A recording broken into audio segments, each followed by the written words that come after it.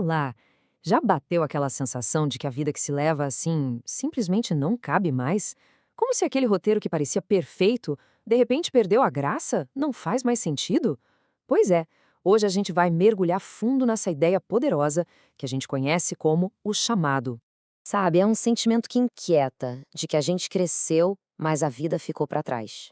O trabalho, os relacionamentos, a rotina, parece que tudo foi feito para uma versão nossa que não existe mais.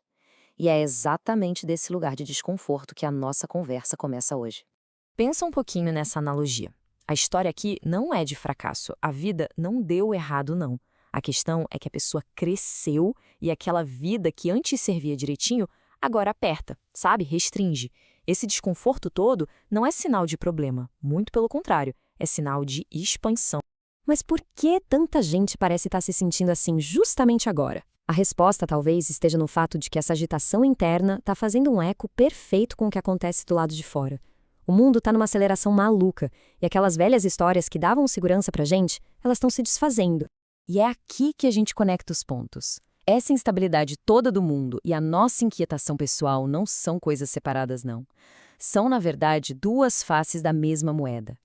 O caos lá fora meio que funciona como um megafone para a alma gritar: chega, tá na hora de mudar.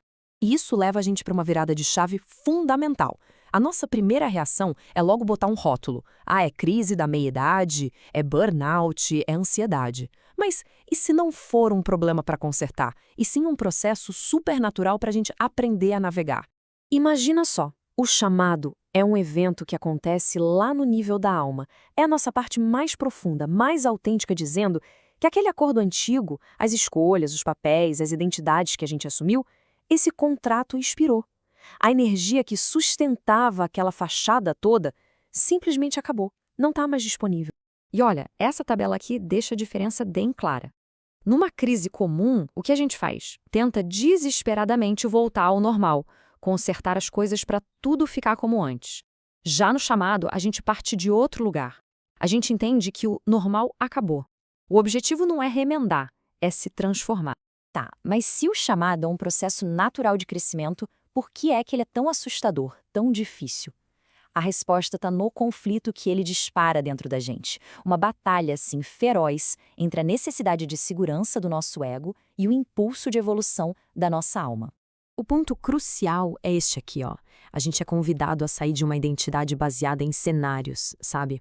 Aquela coisa de meu emprego me define, meu status me define, para uma identidade que nasce de dentro. Uma identidade que não depende do que está rolando lá fora, mas que se guia por uma bússola interna, por uma verdade que, olha, não é negociável. Só que a nossa mente é mestre em manter a gente no lugar de sempre, no território conhecido. E ela faz isso com uma tática brilhante que a gente pode chamar de sabotagem elegante. São desculpas que soam super razoáveis, mas que, no fundo, são só o medo disfarçado de prudência. Olha só a primeira sabotagem elegante. Parece sensato, não é? Ah, eu preciso de mais informação antes de decidir. Mas, na maioria das vezes, isso não é uma busca real por clareza. É uma tática de procrastinação para a gente poder ficar na zona de conforto do ainda não sei o suficiente. Essa aqui é um clássico. Sou a nobre, altruísta.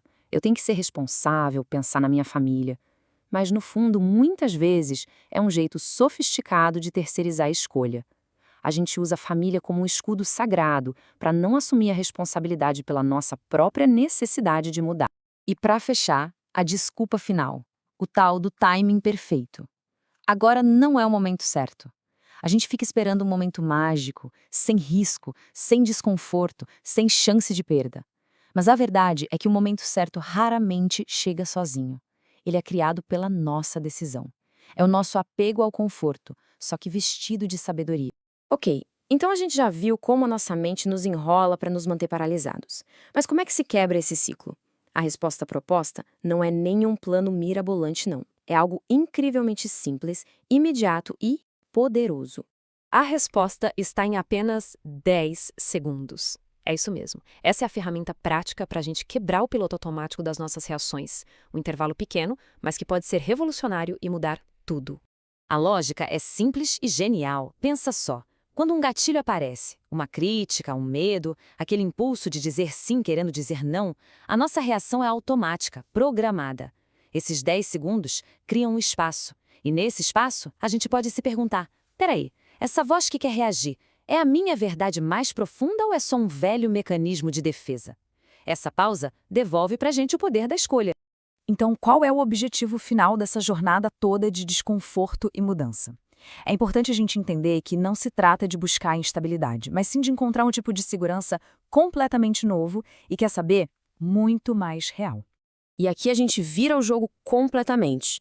A verdadeira segurança deixa de ser algo que a gente busca lá fora, um emprego estável, a aprovação dos outros, e se torna um compromisso interno. É a lealdade à nossa própria verdade aqui e agora, mesmo sem nenhuma garantia sobre o amanhã. Essa é a única estabilidade que existe num mundo que não para de mudar. E a gente fecha com essa reflexão poderosa. E se o maior mecanismo de controle que existe for, na verdade, a nossa própria incapacidade de sentar em silêncio e ouvir a nossa verdade? A jornada do chamado, então, é uma jornada de volta para casa, para esse silêncio interior, onde a nossa verdade está lá, pacientemente, esperando para ser ouvida. A questão que fica é: a gente está pronto para escutar?